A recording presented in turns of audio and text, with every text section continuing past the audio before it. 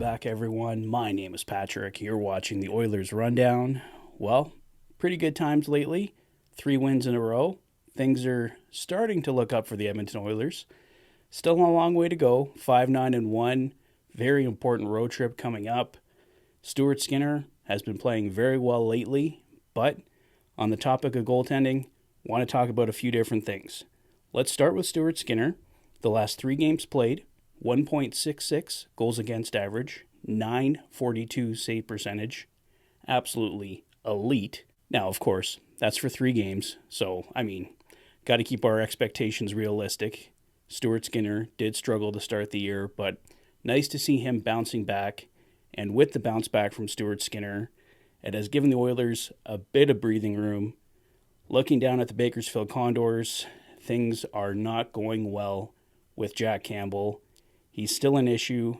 In 3 games played with the Condors, a 4.36 goals against average and 819 save percentage. So Jack has actually gotten worse with the Condors.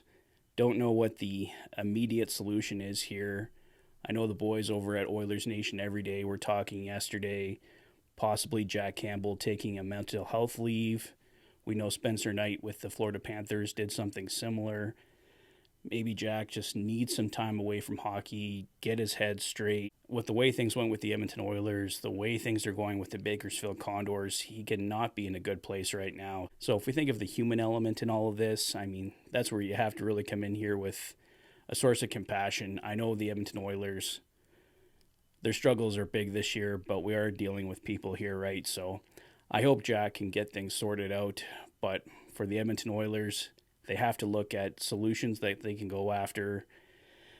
A buyout for Jack Campbell is absolutely terrible. It does give you some immediate cap relief, but it would lead to 3 years of dead cap space, which the Edmonton Oilers don't want. Another possible solution is to retain 50% of his salary, so $2.5 million. Then he's off the books in 3 years. You could maybe find his replacement with the $2.5 million you're saving, but it's still not the most ideal way. Obviously, getting Jack Campbell's complete cap hit is the most ideal solution, but it is going to cost the Edmonton Oilers dearly. Probably multiple first-round picks, prospects. I don't know which team would be willing to take him on. Possibly a team like the San Jose Sharks, where a target like Mackenzie Blackwood possibly coming back the Oilers' way might make sense. I think with the resurgence of Stuart Skinner, the pressure to find an elite goaltender isn't there anymore. If they can find just a strong 1B goaltender that they were hoping that Jack Campbell could be, Mackenzie Blackwood is one such example with the San Jose Sharks. There's also Marc-Andre Fleury, I think, with the Minnesota Wild that would fit that bill.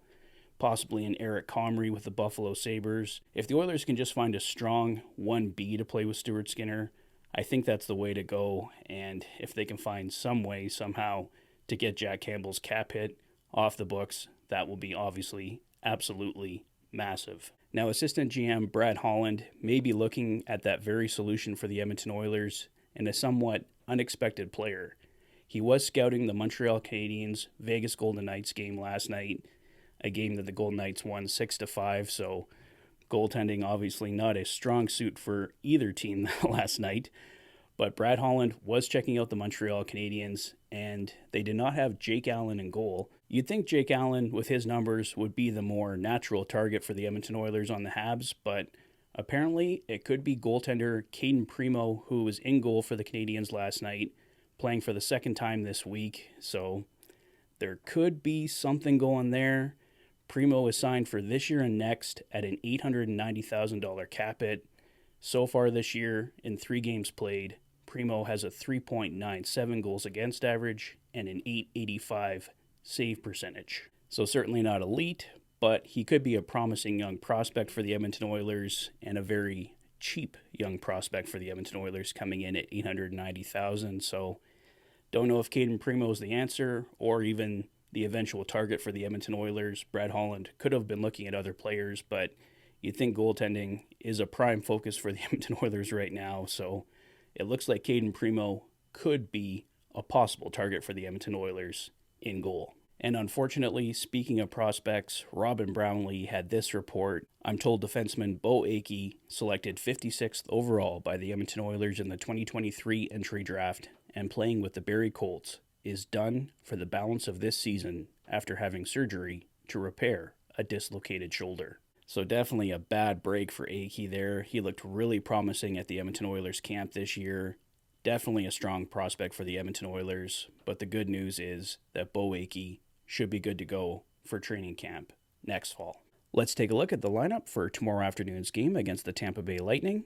Connor Brown is good to go for tomorrow. It will be game number 10 for him, so he officially collects his $3.225 million bonus, which will unfortunately be dead cap for the Oilers next season. And it looks like one of Sam Gagner or Raphael Lavoie will be out, with the Oilers likely going 12-6, which will also result in one of Vinny Desharnais or Philip Broberg likely sitting. I'm guessing the Oilers will try and get Philip Broberg in there for a game, as he's been down with the Bakersfield Condors, just recently recalled. And I think we can safely assume that Stuart Skinner will have the start at 2 o'clock tomorrow afternoon.